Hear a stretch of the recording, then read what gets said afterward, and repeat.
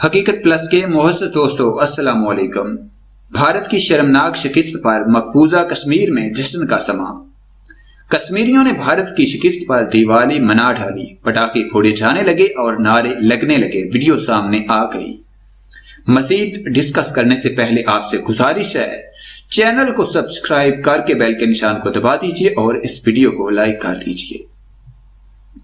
مقبوضہ کشمیر میں مسلمانوں نے بھارت کے نیوزی لینڈ کے ہاتھوں ہارنے پر جشن منانا شروع کر دیا۔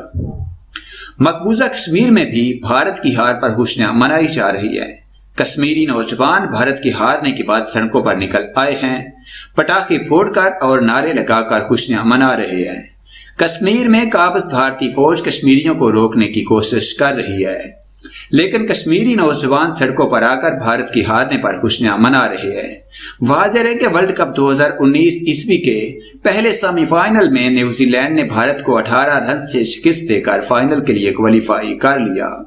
کیویز کی جانب سے دیے گئے 240 رنز کے ہدف کے تعاقب میں دنیا کی نمبر 1 بیٹنگ لائن 221 رنز بنا سکی۔ بھارتی بلے باز رویندرا جڈیجا کی نصف سینچری رائے گاں گئی۔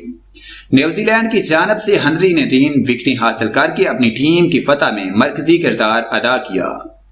پاکستانی شائقین نے سوشل میڈیا پر تبصرے کر کے بھارتیوں کے تن بدن میں آگ لگا دی۔ اس طرح پاکستانیوں نے نیوزی لینڈ کی ٹیم اور خاص طور پر کیوی کپتان ولیمسن کی تعریفوں کے پل باندھ دیے۔ پاکستانی خوش ہیں اور بھارت کی شکست پر نیوزی لینڈ کی عوام سے بھی زیادہ خوشیاں منا رہے ہیں۔ پاکستانی شائقین نے تو کیوی کپتان ولیمسن کو نیوزی لینڈ میں پاکستانی سفیر قرار دے دیا ہے۔ پاکستان تحریک انصاف کے رہنما اسد عمر نے بھی بھارت کی شکست پر پاکستانیوں کو مبارکباد دی ہے۔ DGISPR میجر جنرل آصف غفور نے بھی بھارت کو ہرا کر سیمی فائنل میں پہنچنے والی نیوزی لینڈ ٹیم کو مبارکباد دی ہے اور اسے نیوزی لینڈ کا سرپرائز قرار دیا ہے۔